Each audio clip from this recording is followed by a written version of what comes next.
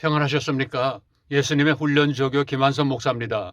지난 시간에는 한국교회 현주소와 그 원리를 간단하게 살펴봤습니다. 우리는 그것을 분석하고 증명하는 것이 아니라 문제를 살펴보고 그것을 회복할 수 있는 길을 모색하고 있습니다. 따라서 그러면 한국교회에 가장 시급한 게 필요한 것이 무엇인가를 생각해 보고자 하는 것입니다. 오늘 세 번째, 한국교회에 무엇이 가장 필요한가? 한국 기독교가 개혁되어야 하는 것은 틀림없는 사실입니다. 우리는 이미 종교개혁이라는 기독교 역사를 가지고 있습니다. 종교개혁 운동은 분명히 성령님께서 이끄셨기에 가능한 일이었지만 완전한 개혁이라고 할 수는 없을 것입니다. 신학의 문제에서 짚어보았듯이 삶의 신학이 사라져버렸기 때문입니다. 오늘 이 시대에는 어떤 개혁이 필요하겠습니까? 먼저 교회 개혁 운동을 생각해 보겠습니다. 당연히 교회 개혁은 필요하지만은 현재 펼쳐지고 있는 교회 개혁 운동을 제대로 평가하기는 어려울 것입니다. 왜냐하면 교회 개혁 운동이라고는 하지만은 그것은 사회 정치와 지나치게 긴밀하게 관련되어 있어서 순수하게 교회 개혁만을 논하기는 어렵기 때문입니다. 그러나 아무튼 교회 부조리나 제도적 허점이나 부패한 모습들을 개혁해 나가야 하는 것만은 틀림이 없습니다. 조금씩이라도 교회가 세상에서 교회의 역할과 기능을 하기 위해서 반드시 필요합니다. 한마디로 정리합니다. 교회개혁 운동은 교회의 제도와 불법과 부조리를 지적하고 고쳐나감으로써 완전한 교회를 세워나가고자 하는 운동입니다. 그러나 이것만 가지고는 열매를 맺히기가 어렵습니다. 두 번째로 신앙개혁 운동입니다. 신앙개혁이라는 명칭을 사용하는 단체는 별로 없지만 다양한 모습들의 신앙개혁 운동이 펼쳐지고 있을 것입니다. 회개운동, 성령집회, 윤리운동, 각종 사경회, 말씀운동, 제자훈련 등 이런 모든 것들이 사실상 신앙개혁 운동이라고 할 수 있습니다. 물론 각각의 목적들이 다르고 방향이 차이가 있을 수 있지만은 결국은 보다 더 잘 믿자는 이야기입니다. 대개 자기 중심적인 한계를 벗어날 수는 없겠지만은 다양한 형태의 신앙개혁, 신앙회복 운동들이 일어나야 합니다. 한마디로 정리합니다. 회개운동, 성령집회, 말씀운동, 윤리운동, 제자훈련, 기도회 등을 통하여 복음적 삶을 회복하려는 것입니다. 하지만 이런 운동이 적어서 이렇게 된 것이 아닙니다. 반드시 필요하지만 열매는 적었습니다. 세 번째는 목회자 개혁 운동입니다. 한국교회 지도자들인 목회자들의 개혁을 위해서도 다양한 형태로 운동들이 펼쳐지고 있습니다. 각종 세미나, 수련회, 회복운동, 수도원운동, 기도원, 거기에다가 안식년 제도까지도 전부 목회자 개혁이 목적일 것입니다. 좀 더 하나님의 뜻을 성도들에게 잘 전달하고 목회자 자신의 영성도 변화되기 위한 몸부림들이 펼쳐지고 있습니다. 아무리 부족해도 더 향상된 모습의 목회자를 꿈꿀 테니까요. 인간의 한계이기는 하지만은 그럼에도 불구하고 목회자들은 좀처럼 개혁되기 어려운 사람들이기에는 틀림없습니다. 한마디로 정리합니다.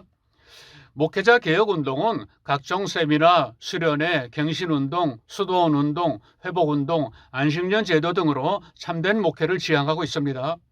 그러나 그 많은 제도들로도 목회의식을 바꾸기 어렵기 때문에 결과가 없습니다.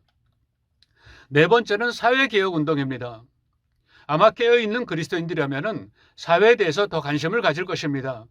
특히 우리나라는 통일이나 남북관계가 겹쳐져 있어서 각 사람의 판단을 따라 어느 편인가에서 세상에 정의를 세우기 위해 애를 쓸 것입니다.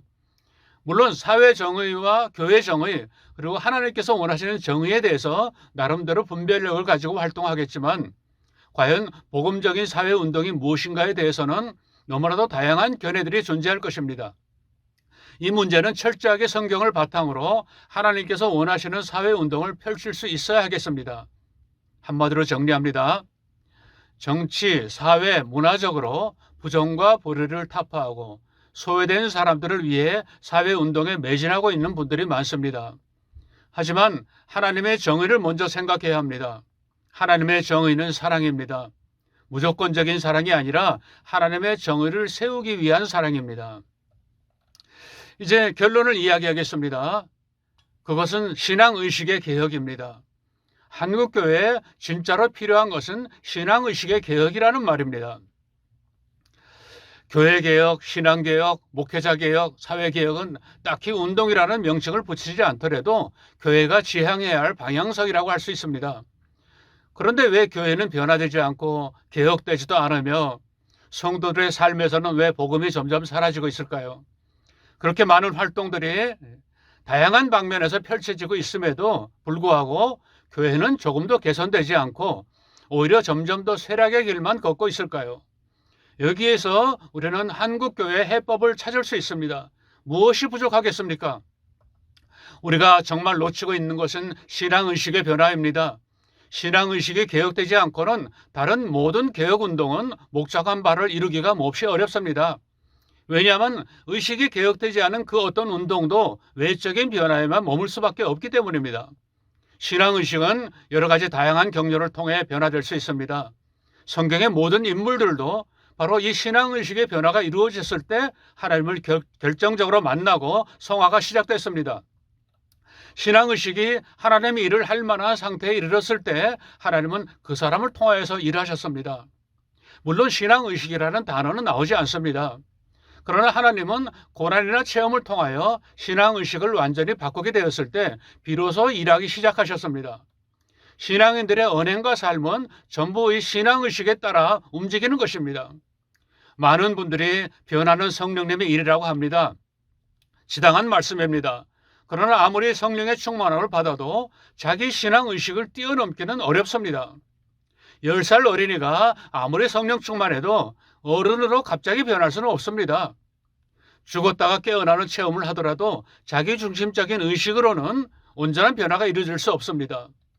교회 개혁이든 신앙 개혁이든 목회자 개혁이든 신앙의식의 변화가 전제되지 못하면 개혁될 수 없습니다.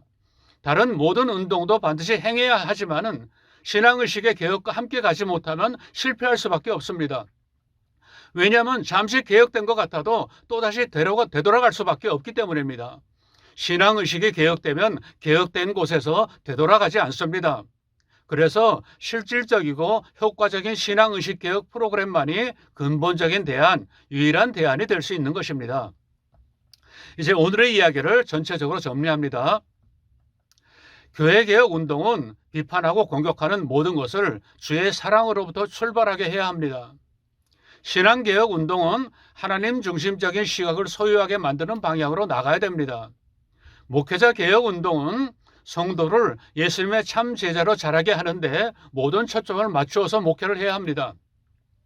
사회개혁 운동은 교회에 하나님의 정의와 사랑이 채워지고 그 사랑이 세상에 흐르도록 해야 합니다. 신앙의식 개혁은 모든 신앙 행위와 개혁 운동의 기초를 다시 쌓는 일이므로 교회의 초점을 여기에 두어야 합니다.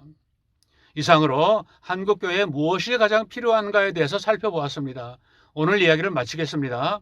다음 시간에는 원론으로 돌아가서 기독교 신앙의 목적은 무엇인가에 대해서 살펴보도록 하겠습니다.